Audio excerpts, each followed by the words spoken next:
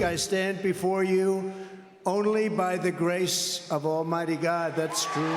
Maybe JD or somebody else would be here, but I shouldn't be here right now. But what they do is misinformation and disinformation, and they keep saying, he's a threat to democracy. I'm saying, what the hell did I do for democracy? Last week, I took a bullet for democracy. Former President Trump responding to Democrats' claims that a second Trump term would devastate democracy while holding his first rally exactly 1 week since surviving an assassination attempt. Today, Secret Service Director Kimberly Cheadle will testify before the House Oversight Committee. Comes as the first congressional Democrat, Pennsylvania Congressman Brendan Boyle is calling for Cheadle to resign. The agency admitting to the Washington Post it rejected Trump's request for additional security in the 2 years before last weekend's shooting. Senior officials denied a request for more agents and extra snipers, claiming that they lacked the resources. Joining me now is Florida Congressman Carlos Gimenez. He is a member of the House Armed Services and Homeland Security Committees. So today you're going to be joining a bipartisan group of lawmakers. You're going to tour the rally site in Butler, Pennsylvania. I believe that's this morning. But this is part of the Homeland Security Committee's probe into the lapses at the rally. What is it that you want to learn on the ground today? Well, we're going to do a walkthrough of the ground and also get situational awareness. Who was where, what did the people do when, why they took actions, why they didn't take actions. But it's always better to actually get a view of the site, and so that when we do hear the testimony in front of the Homeland Security Committee, we get a better understanding of the situation. This is again, just to look for situational awareness. You know, there's one thing about, you can see graphs and all that, this building's here, et cetera, but when you actually see it, you get a much better understanding of how that went down. What about these concerns now, and it's now coming to light that for 2 years that the Trump campaign and President Trump's detail, they wanted more support but couldn't get it from the Secret Service? No, that's inexcusable. You're talking at the former president of the United States. There has been credible threats on his life for quite a while, and we owe it to the former president. Now he is our presidential nominee, and so that's even doubling down on that. So that's totally inexcusable. But again, look, we need to look at the entire situation and what happened. It's from what I've seen, from what I've heard. Look, there was a lot of breakdowns there, and it was inexcusable. And so why weren't these resources given to the former president, to our presumptive presidential, candidate? Again, totally inexcusable.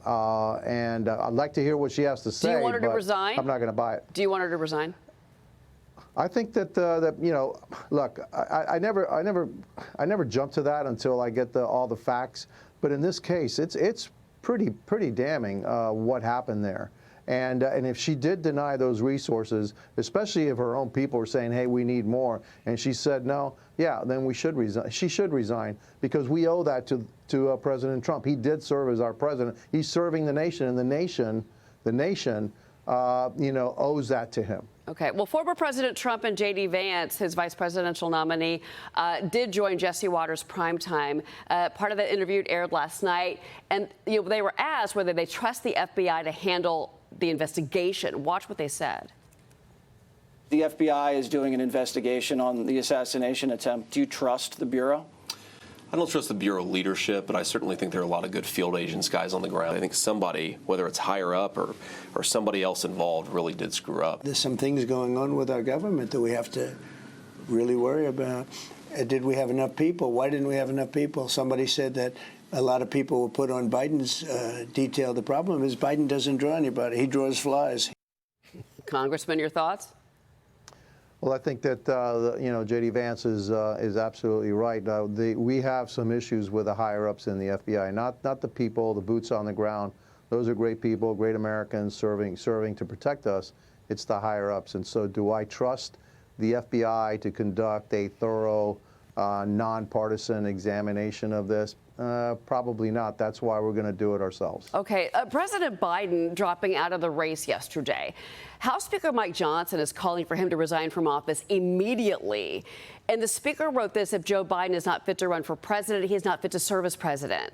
South Carolina Congresswoman Nancy Mace today is going to introduce a resolution calling on Kamala Harris to invoke the 25th Amendment and assume the duties as acting president.